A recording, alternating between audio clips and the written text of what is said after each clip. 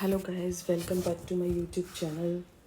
So we have done till question number 19. Now we'll start from question number 20, which is residents of three villages with three different types of water supply were asked to participate in a study to identify the cholera carriers.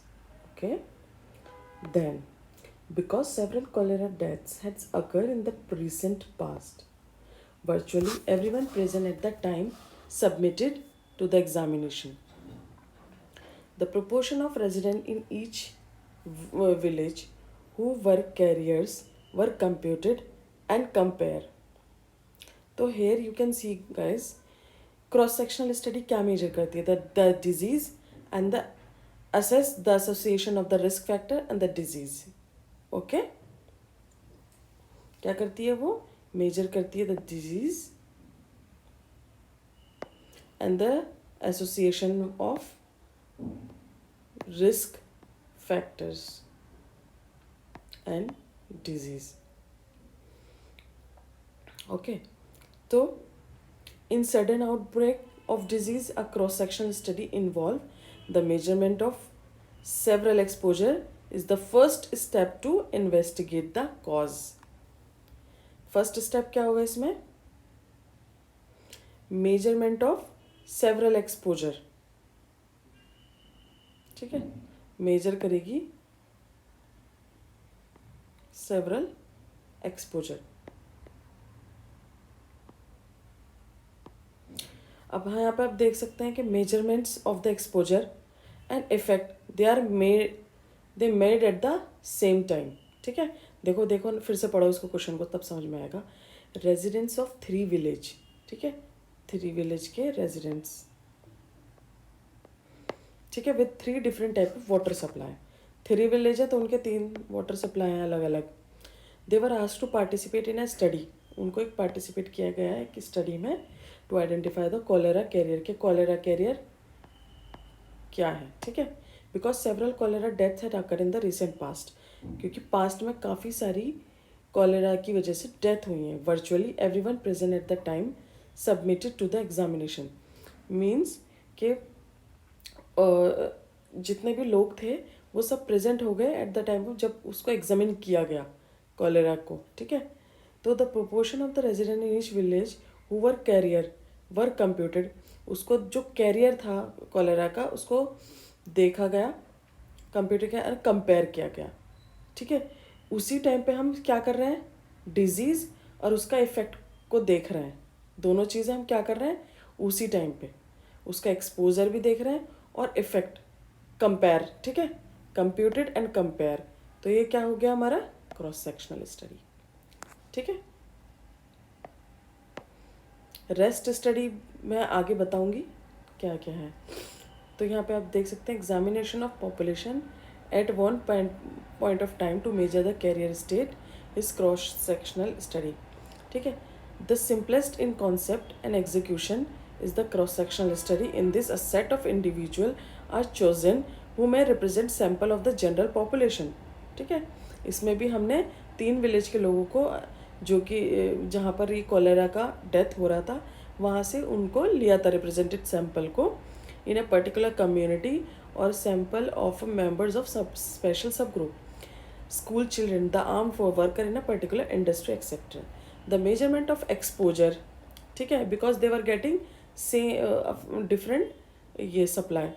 The measurement of exposure and the effect, जिस चीज़ को cholera हो रहा है eight the same time providing the information on the relationship between the disease and other variable of interest as they exist at one point of time. Cross sectional studies are done. Okay, next, in a case control study, the cases were found to be consuming zardapan more frequently than controls. क्या बोलता है वो? Case control study में cases जो होते हैं वो क्या कर रहे थे? कंज्यूम कर रहे थे जर्दापान more than the controls. And the difference was statistically difference. तो वो क्या बताता है कि इन दोनों के बीच में कुछ एसोसिएशन है. Means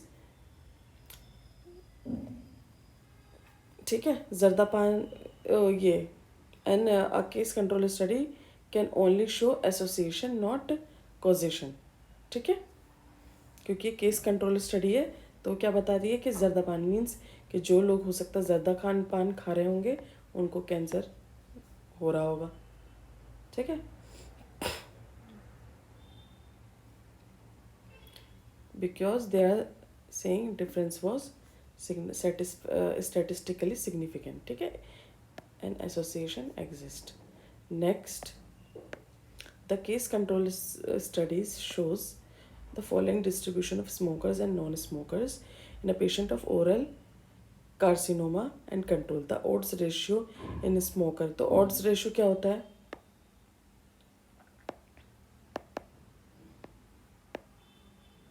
exposed with disease into unexposed without disease, exposed without disease and unexposed with disease। ठीक है, ये इसका फॉर्मूला होता है। ठीक है, अब यहाँ पर हो गया ये लाइक दिस। ठीक है,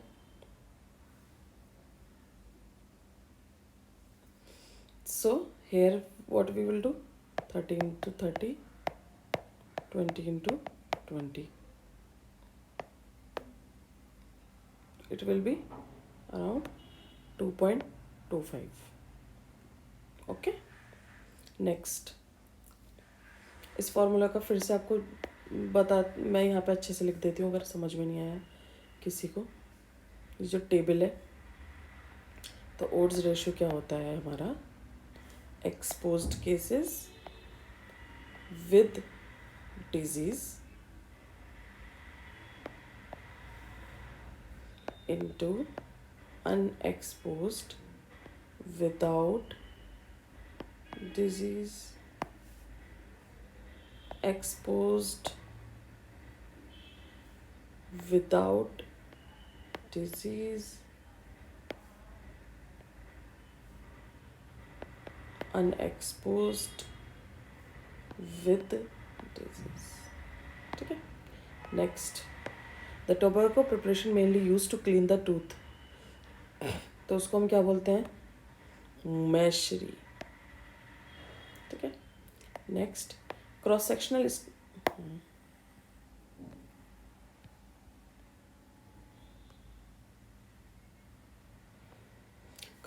स्टडीज आर कैरीड ऑन।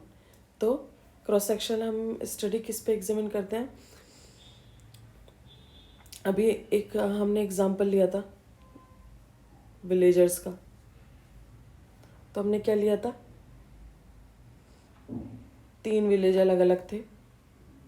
ठीक है, ठीक है, तो उसमें तो सब सेम नहीं होंगे ना, सब डिफरेंट डिफरेंट होंगे, different age group but same time पे आप ले रहे थे। ठीक है, तो क्रॉस सेक्शनल स्टडी क्या यूज करती है, it examine different age group at the same time. ठीक है,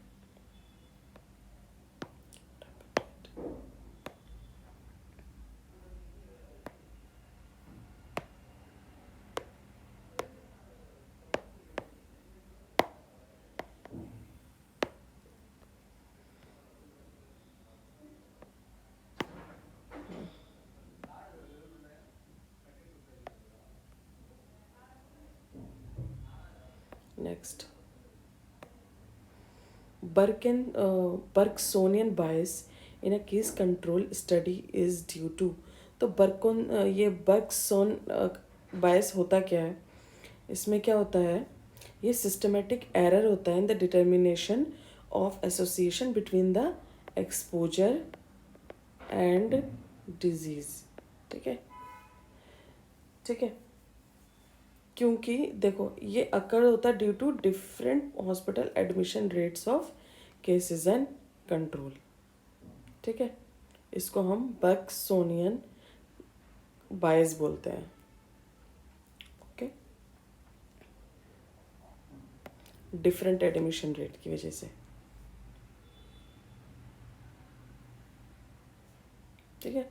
एक्चुअली ये भी डेफिनेशन एक, ये कभी कभी ये लिख देते हैं वो कि what bias occur due to different hospital admission rates, the Berksonian bias. Now for large country survey, the sampling method of choice is. So,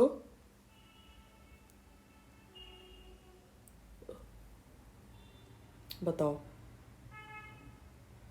कौन सा लगता है आपको?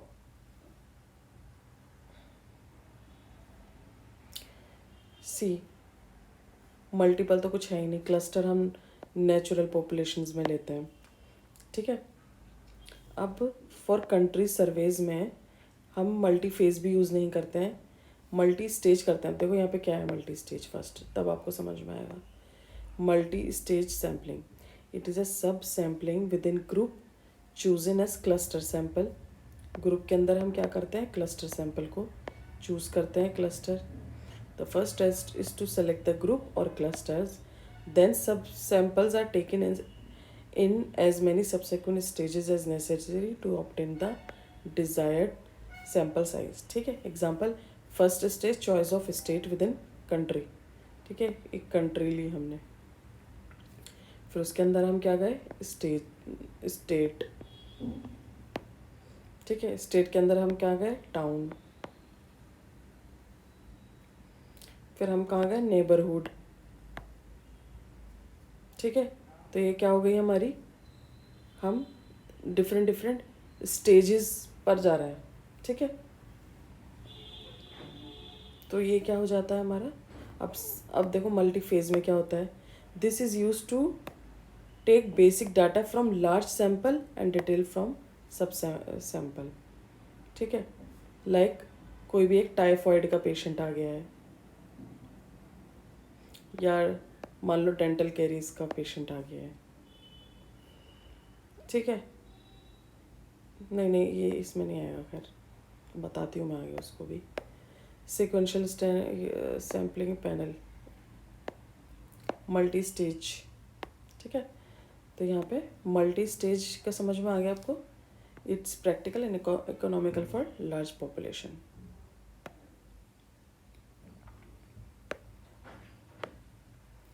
नेक्स्ट,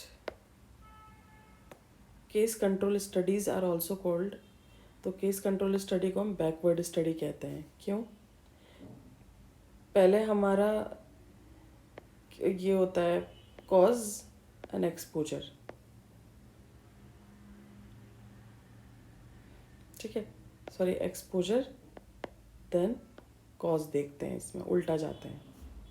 एक्सपोज हो चुका है, फिर हम देखते हैं क्या कॉज था उसका. तो this is case control study retrospective.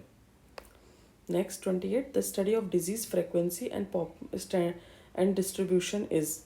तो इट इज डेफिनेशन ही है ये, deal with frequency distribution and determination of disease. Next, all are advantages of case control studies except. So इसमें क्या होता है कि जो यूजफुल इन रेयर केसेस, ठीक है, ये बिल्कुल सही है. Relative risk can be calculated, no. इसमें हम ऑड्स रेशियो कर सकते हैं. रिलेटिव रिस्क हम किस में करते हैं, कोहोर्ट में. ठीक है, ये कॉस्ट इफेक्टिव भी होती है. तो सेकंड. ठीक है. Next, to achieve carrier reduction, to achieve caries reduction in adults the diet modification should B.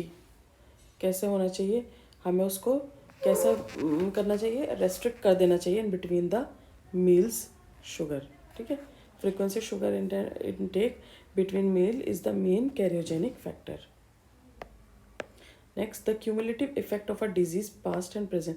ये आपको पता था, पहले ही बता चुकी हूँ. New case plus old case prevalence. Next, sensitivity is usually expressed in. तो सेंसिटिविटी कैसे एक्सप्रेस्ड होती है, it is expressed in percentage. ठीक है. True positive, true negative plus true positive, like that.